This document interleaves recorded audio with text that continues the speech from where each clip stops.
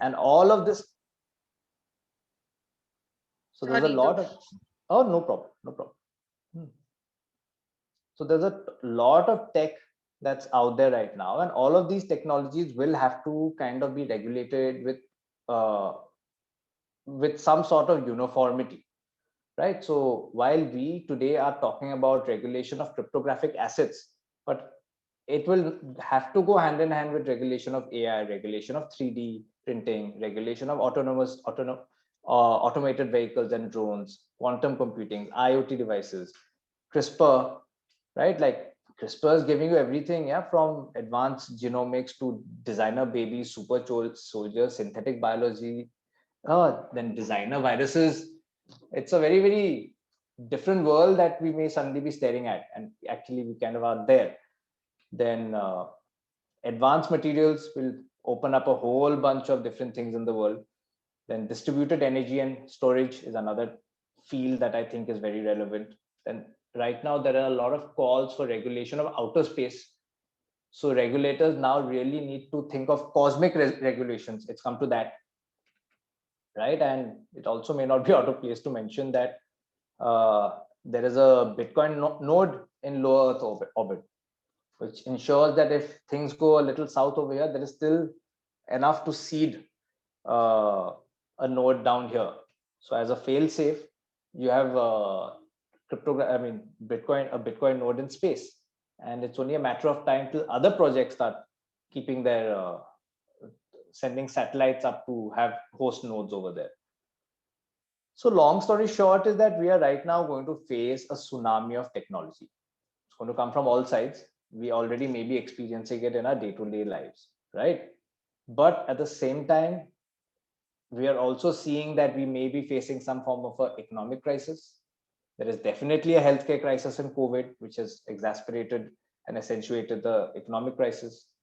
Then we are seeing a financial crisis. We are seeing a climate crisis. Climate crisis may lead to a food crisis. So there are lots of these crises going on. And technology is booming. The markets itself, the financial markets are also booming, but the real economy and people in day-to-day life seem to be really suffering. So a big divergence is taking place, right? And this may be a turning point where uh, policymakers will have to seriously think about how to dig us out of this hole. And if you think about it, COVID has kind of ensured that at least large scale adoption of technology seems to have taken place of it, if a very, even if of very limited nature. So all in all, the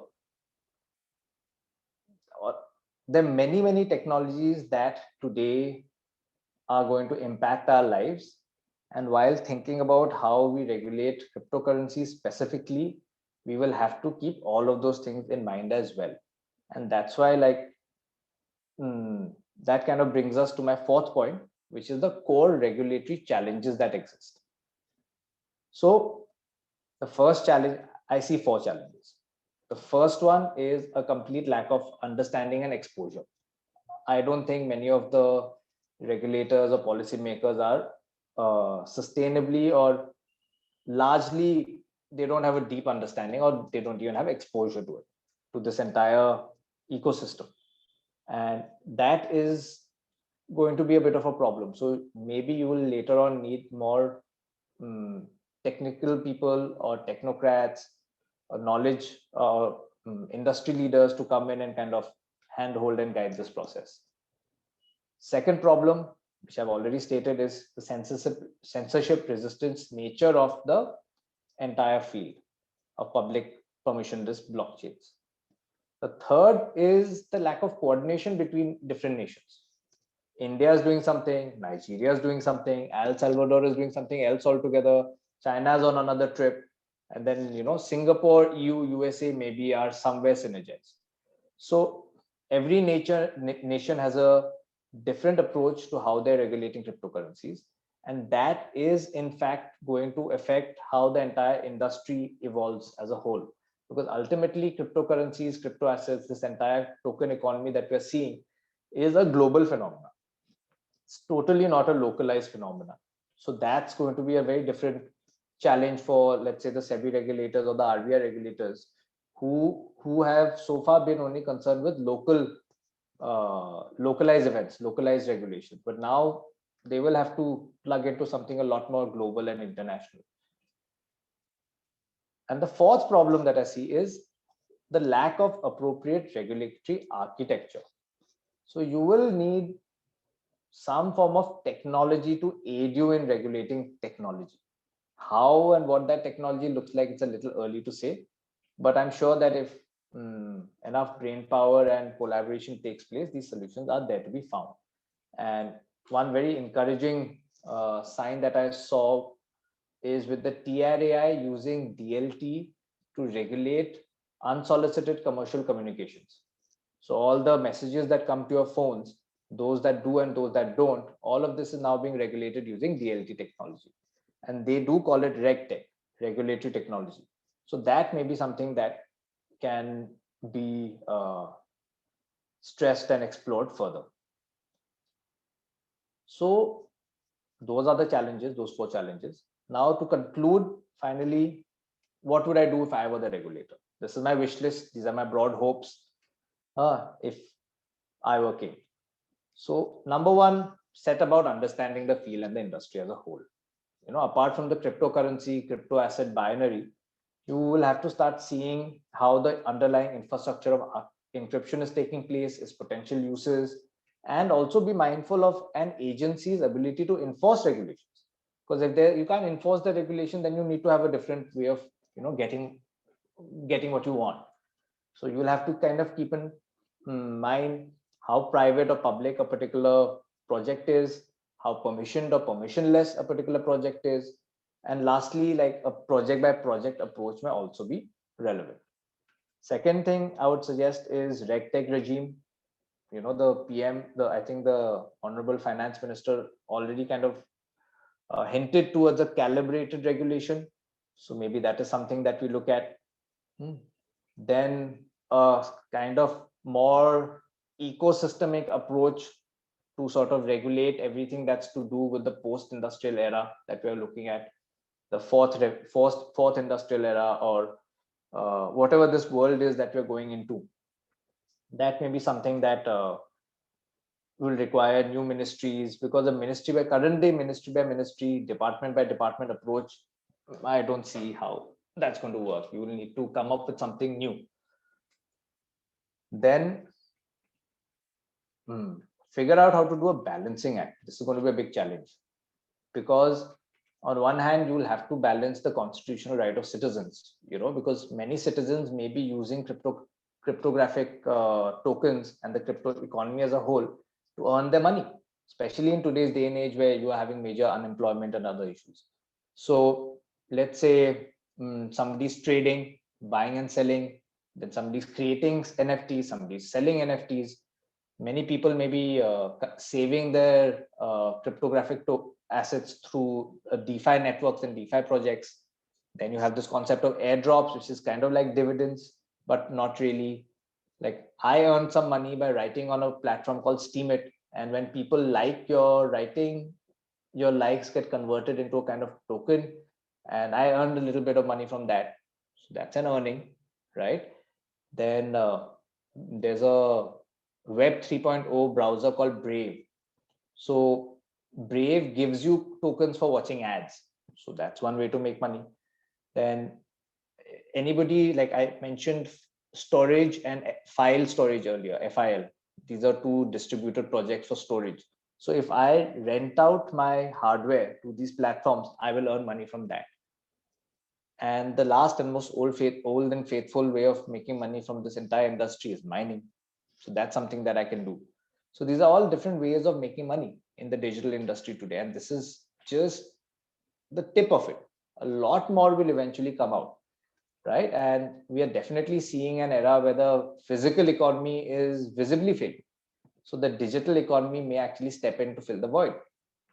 So as this switch is happening, we have to be careful to not bungle up this moment, because we are definitely at some sort of a turning point. And I suspect a big shift is coming from, as a regulator saying you cannot do these things to saying please do these things.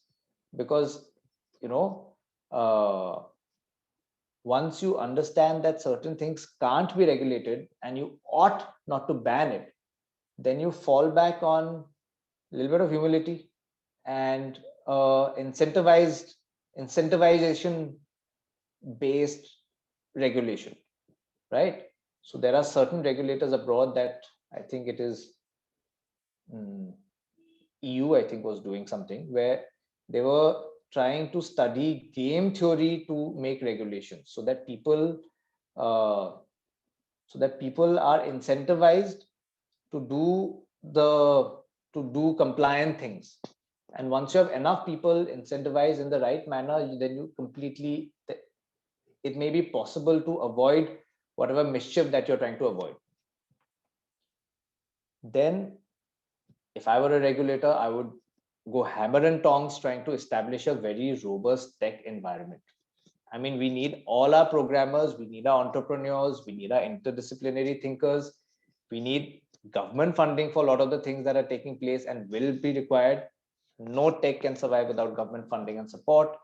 And we also then need good laws and good regulations to all come together and build resilience for whatever attacks that we may see. Because ultimately, on one hand, you have people who are trying to earn a livelihood and who may be trying to, live through this mechanism, through this economy. But on the other hand, you're also going to see a lot of crime. You're going to see a lot of crime. Like you had this incident recently where the colonial pipeline was hacked by some bad actors and they sought ransom in Bitcoin. So now a big knee-jerk reaction that came from the regulators was ban Bitcoin. But if you ban Bitcoin, the hacking doesn't stop. So some deep thinking has to go into that era as well. Now, lastly, I think we need to kind of learn from history. We have to look back at the World War II era, because that's where really this entire tech cycle, finance cycle, nation state cycle, all of it starts from that point. Like we literally became a nation at that point. So, I mean, if you look at the technologies that were born in that period, you got the atomic bomb, you got industrialized manufacturing, computers, then all your radio tech, all bunch of smart materials. I mean, the things that came out of that war era is mind-boggling. And that really laid the groundwork for the modern globalized era that we today take for granted, which for the first time since World War II has actually been disrupted in the last 2 years, thanks to COVID, right? So it's definitely worth noting that that was the era where we were in a similar position. We had to rebuild, just like now, today we have to rebuild our lives from wherever we are all siloed and living in our little homes. Then if you now look back at the World War II era, you will find that there were certain hallmarks, primarily being international cooperation. Then there was a lot of knowledge, technology, and information sharing that took place between a bunch of nations. Not all, this was not widespread, everybody was not involved, but at least much more than was there pre-World War One, pre-World War II. And third thing that you saw was a lot of international organizations being set up that actually had a lot more participation from a lot more countries than again ever before. So these are just three small points, right? Now this is not obviously the length and breadth of all we can do, but these things have to be kept in mind, or to be kept in mind, because this has worked before. So maybe bringing everybody on board, getting countries involved, getting more people involved, and actually using the might of collective human intelligence may actually be the need of the hour. So that's kind of it. That's where I'm at. So just to conclude, if I were a regulator, understanding the field, RegTech regime, rethinking a new regulatory approach for post-industrial era, balancing act, encouraging a robust tech environment, humble incentivization based regulation, learning from the past. these are my key takeaways. These are my suggestions. I have to say that, we need regulations. Please regulate wisely. And in the same breath, also, that I don't envy the regulations or the policymakers. It's going to be a bit of a nightmare to really travel through this minefield, but it has to be done. That's it. And to conclude, I would like to thank my Guwahati team, Yash and Lydia, who really helped me articulate and think through a lot of what I said today. They were very helpful. Does anybody have any questions? Yeah, I do. Drupad, it was absolutely phenomenal. I was not supposed to listen to everything, but you kept us glued to this and lot of wonderful information. So thank you so much for that. That is one. Second thing is, you're right. I think the need is absolutely global. Like for example, even today, even for IPR disputes, I mean, and it's surprising that we don't have a world body. I mean, you have WIPO for domain and other disputes, but so why not have something like this? Because I don't think beyond the point your courts are really going to be able to sort of resolve these issues, and especially when it comes to, as you said, things like synthetic crypto assets and things like that. So I mean, how do you see that playing out? So right now, I think if I am being pessimistic, I think there's going to be a lot of head in the sand right now. And litigations, I don't see litigations or the court being involved at this stage unless and until regulations come forward that kind of give the courts an opportunity to test out these things. And right now, to my knowledge, there is one global authority, which is the Joint Task Force on Financing Terrorism or something like that. JAFT, I think it's called. So they are the only global body that's looking at cryptocurrencies, and they have a fairly negative view of things. Apart from that, international bodies, I suspect, will slowly start being formed because unlike traditional assets, like by the time if I want to send money to my sister in United States or London, it takes 3 days, 2 days. By that time, Bitcoin has gone up and down 55,000 times. So in such a fast moving environment, I don't see how courts are going to be able to do meaningful justice. And you may be left with a situation where one judgment or two judgment, which is on a very limited fact, kind of affects the interpretation of it will affect a whole swath of industry participants.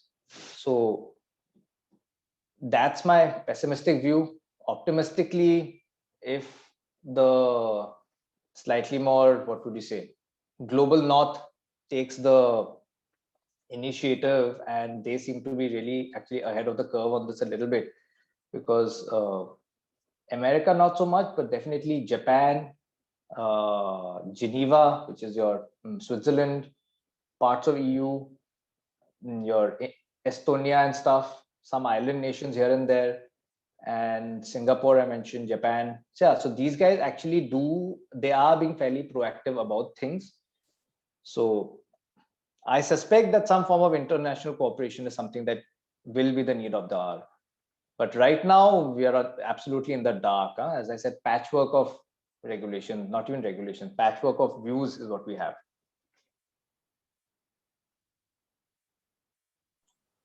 Anybody else? Lovely. Okay. Thank you so much, Dhruva. This was a really brilliant session, very informative, completely new for me as well.